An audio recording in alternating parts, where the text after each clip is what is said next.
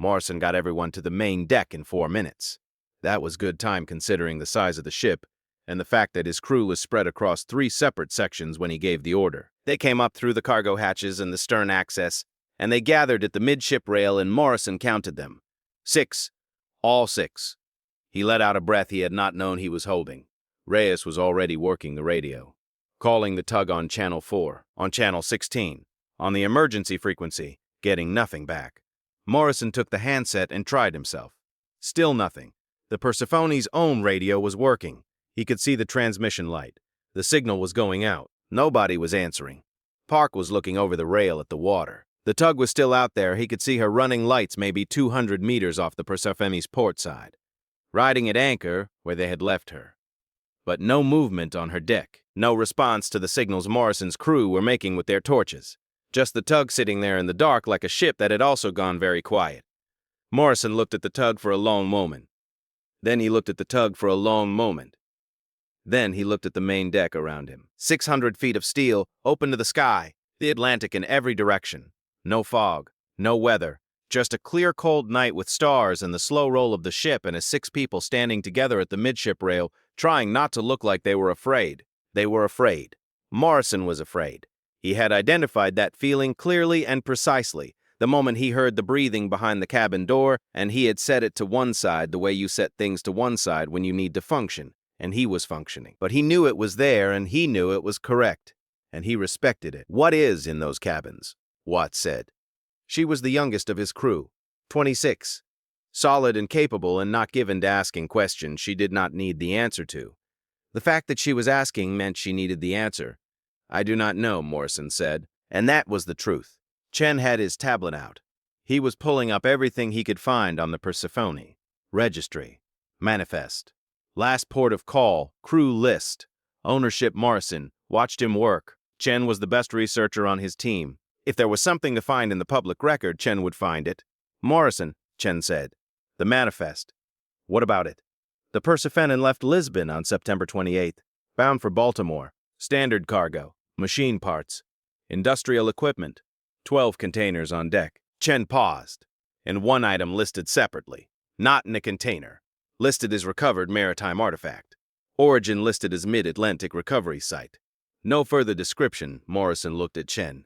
"No further description," he said. "No further description," Chen said.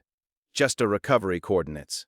"Morrison, the coordinates are in the Mid-Atlantic." He looked up. "They are the same position where the Persephone's track started, where she was on October 3rd when she went silent." Morrison looked at the deck beneath his feet, at the cargo holds below, at the forward section where the cabins were, at the darkness down in the passageways below the main deck. "Where's the artifact now?" he said. Chen checked the manifest.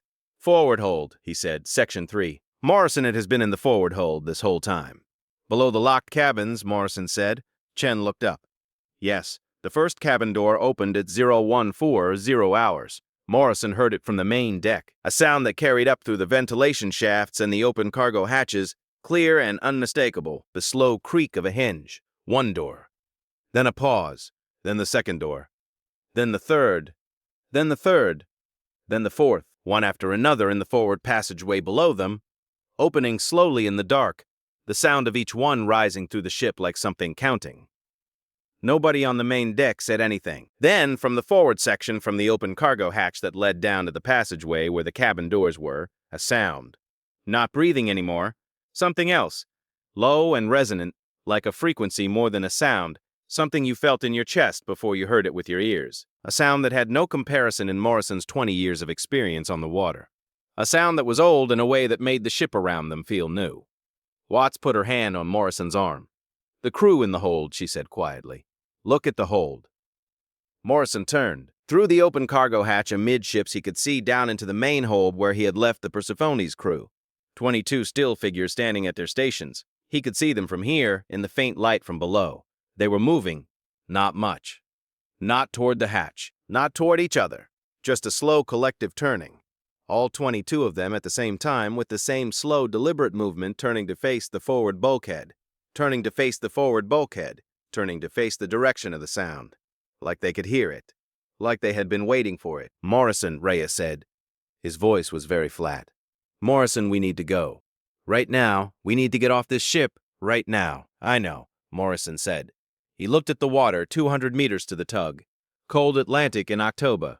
Survivable if they were quick. He looked at his crew. 6 people. He looked at the open cargo hatch where the sound was coming from below and getting closer. He looked at the forward section. Something was coming. Up. He could not see it yet, but he could feel the ship change around it the way a ship changes when something large moves through her. A shift in the vibration of the deck plates. A change in the quality of the darkness coming up through the open hatch. Something displacing the air in the passageway below the way large things displace air when they move through enclosed spaces. Morrison looked at his crew. He had never said this in 20 years. Run, he said. Get to the bow rail and go over the side and swim for the tug, and do not stop and do not look back. Run. They ran. Morrison ran with them.